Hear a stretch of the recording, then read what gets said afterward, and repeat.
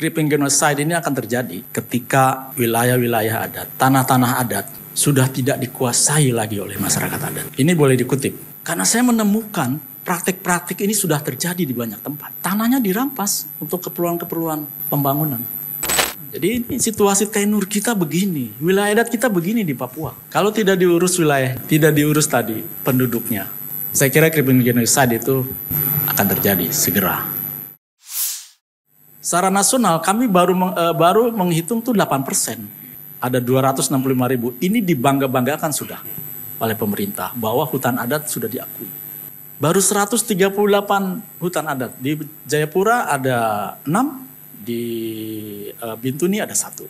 Baru 7 di tanah Papua hutan adat yang diakui oleh pemerintah. Tapi berapa besar state forest atau hutan yang diklaim sebagai hutan negara?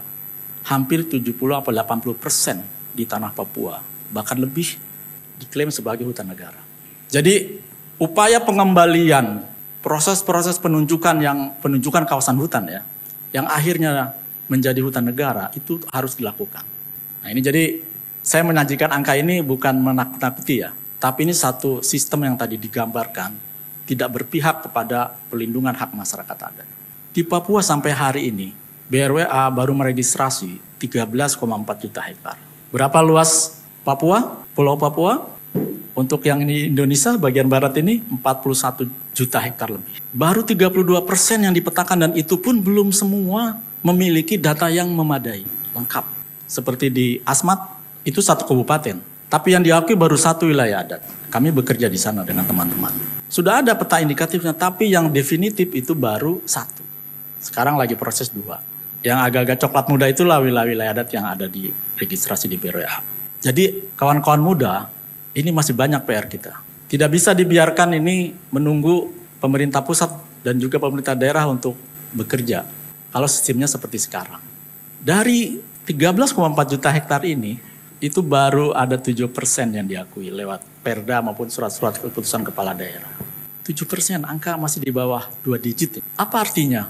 Perda-perda yang muncul belakangan ini baru sekitar 5 tahun terakhir. Tapi Undang-Undang Otsus maupun Perdasus yang mengatur tentang ini kan sudah lama, 2008. Dan sudah ada mandatnya pemerintah daerah memfasilitasi pemetaan wilayah adat. Ada itu di Perdasus itu.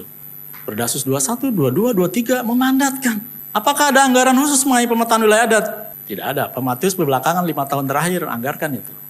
Ini menurut saya penting sekali. Karena saya punya tesis begini. Creeping genocide ini akan terjadi ketika wilayah-wilayah adat, tanah-tanah adat sudah tidak dikuasai lagi oleh masyarakat adat. Ini boleh dikutip. Karena saya menemukan praktik-praktik ini sudah terjadi di banyak tempat. Tanahnya dirampas untuk keperluan-keperluan pembangunan. Masyarakat adatnya disingkirkan. Saya punya foto nanti baik sekali, satu peristiwa yang memang kami bekerja di sana di Kalimantan Tengah. Bagaimana status tenurial wilayah adat? Nah, ini tenurial ini satu sistem penguasaan yang kita bilang di wilayah adat. Karena pada kenyataannya di wilayah adat ini sudah banyak kapling-kapling peta-peta yang diproduksi oleh negara, oleh pemerintah, dan peta-peta yang diproduksi oleh badan-badan usaha, baik badan-badan usaha negara maupun badan-badan usaha swasta. Itulah yang kita sebut dengan perizinan-perizinan itu. Itulah yang kita sebut dengan kawasan hutan. Nah, kami melakukan analisis spasial. Dari 30 juta hektar wilayah adat yang terregistrasi di BRWA, kondisinya sangat baik. Ini soal tutupan lahan. Ini soal bagaimana masyarakat adat menjaga, mengelola wilayah adatnya dengan baik. Ada 71% seluas 21,3 juta hektar. Itu kondisi tutupan lahannya masih baik. Kalau dalam konteks kategori di Kementerian Kehutanan, itu ada di hutan primer dan sekunder. Dan Papua ini yang masih hijau. Kalau kita lihat peta Indonesia, tutupan lahan dan Papua ini yang masih hijau. Makanya ini adalah benteng terakhir dalam konteks perubahan iklim, menjaga hutan dan sebagainya. Sumatera itu pulau masa lalu. Kalimantan pulau masa kini karena sedang dieksploitasi besar-besaran. Sulawesi juga begitu, tambang.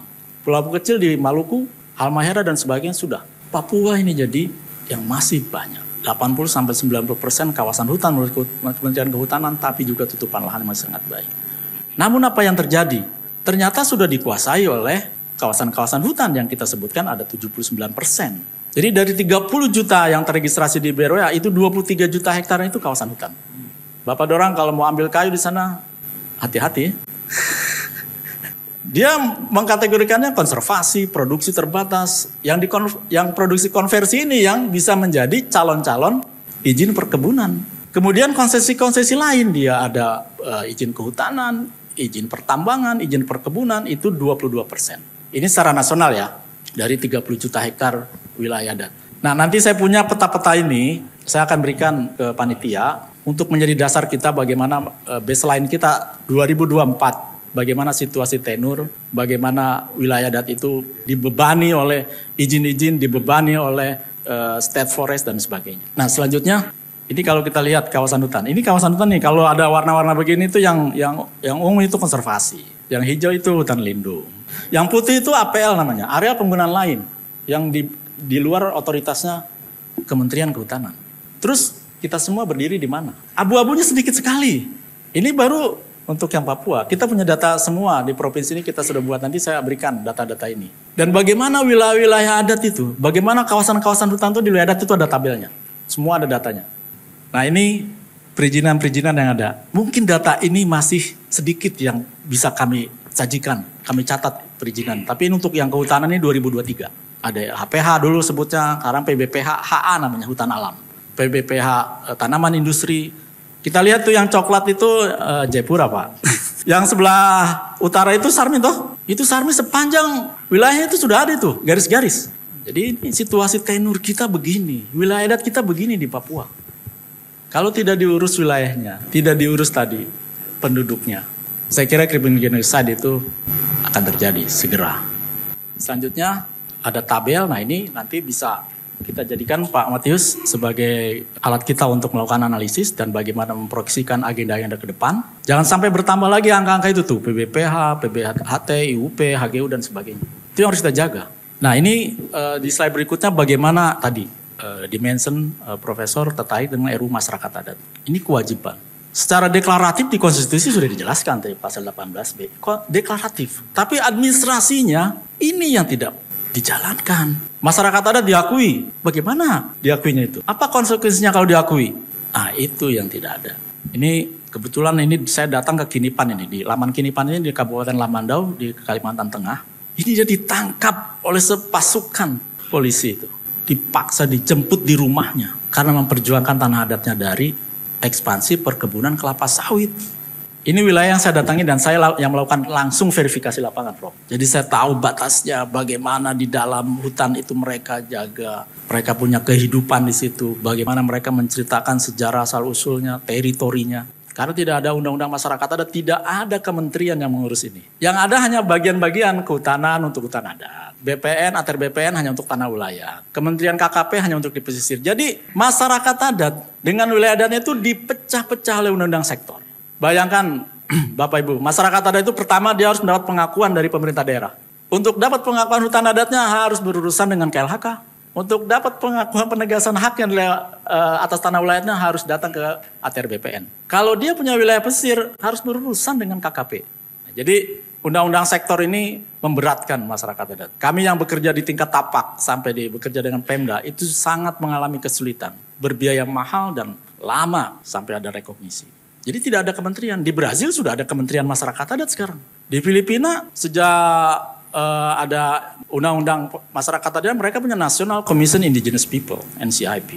Harusnya kita punya kementerian, kita punya komisi nasional atau kementerian yang mengurus masyarakat adat bukan melalui undang-undang sektoral. Jadi ini urgensi dari undang-undang masyarakat adat itu akan menyiapkan satu kelembagaan di tingkat nasional. Dan selanjutnya nanti bisa dibagikan ada 4 poin penting yang menurut saya berdasarkan pengalaman bekerja urusan pemetaan dan registrasi wilayah adat, supaya ini terselenggara bagaimana? Yang pertama memang tadi, Profesor sudah menyampaikan perlu ada peraturan perundangan, kebijakan, dan kepemimpinan. Jadi walaupun sudah ada undang-undang otsus, ada perdasus, kepemimpinannya tidak melindungi bagaimana dilakukan, tidak bisa. Jangan-jangan nggak baca bahwa ada kewajiban para kepala daerah itu mengalokasikan anggaran untuk pemetaan. Jadi kepemimpinan itu menjadi sangat penting. Regulasi pengakuan perlindungan masyarakat adat dan kemauan politik. Jadi PR kita besar nih. Kalau regulasinya udah ada, kepala-kepala daerah juga harus memahami ini dan mau melakukan, memimpin. Yang kedua, kelembagaan dan anggaran. Di Jayapura ada GTMA, Gugus Tugas Masyarakat Adat, dan dia produk hukum dari namanya Perda. Di Kalimantan, di Malinau, di Kabupaten Malinau, mereka punya Badan Pengelola Urusan Masyarakat Adat.